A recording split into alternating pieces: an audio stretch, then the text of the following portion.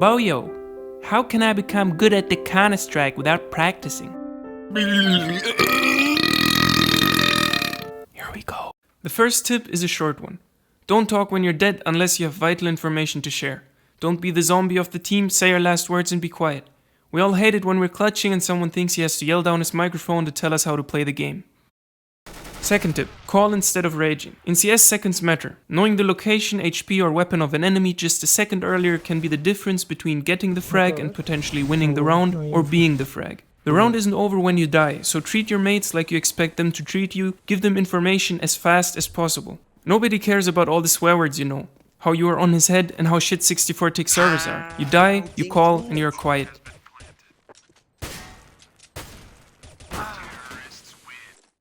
Third tip, don't you hate it when you get shot from behind or a position you thought was covered by a teammate? While the radar is important, it shouldn't be necessary to constantly check what your mates are watching. To give an example, we will pretend to be the mid player on Mirage. We have 2 players on A and 2 players on B. One player is watching Eps while his mate on short has a flash ready to support him. If you get smoked off or have to leave mid for any other reason, tell your mate to watch out for a short push. It will potentially win you rounds by avoiding unnecessary frags on teammates. Tip number 4. Call as precise as possible. Upon climbing the ranks, you will notice not only the mechanical skill level rising, but also how much better the comms become. To ensure your mates know exactly what is going on the map, try calling as precise as possible. It will result in your mates getting more frags, positioning themselves better, and you having to say, "No, team, kick, please," a lot less. An example for this is middle on Dust 2. If you see an enemy, don't just say, "Ah, fuck man, middle." Let your mates know the exact number and position. It could sound something like this: 1 palm tree pushing short, or 1 Xbox. Be calm, stop the noise, and be precise. Tip number 5. Cues about setup. Finding out how the enemy is positioned on the map can decide rounds. Communicating which nades are used where, what sounds you can hear, and any other cues you might get about player numbers in certain areas, and the status of their utility can help your IGL to make the right decision on where to push.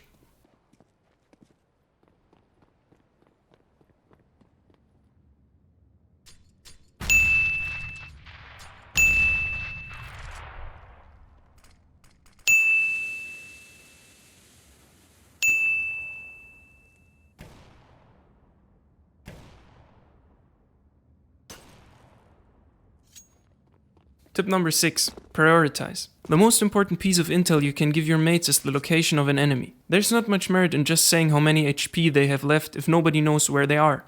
Considering how important milliseconds can be, prioritize intel in the following order: location, HP, and in some cases weapon of the enemy. You might want to let your teammate know that there is the possibility of your enemy having picked up an AWP, or maybe upgraded his pistol to a rifle. Tip number 7 is something for all you toxic people, or how others might put it, the CS community. Be constructive, don't just blame and flame, don't do it during the game. Helping others improve is great, but don't be mean about it, as that will only decrease the performance of your mates.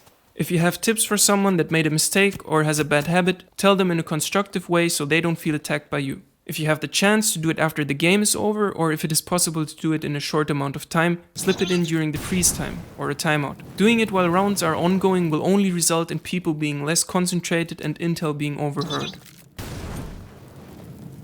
Tip number 8. Tell your mates where you planted the bomb.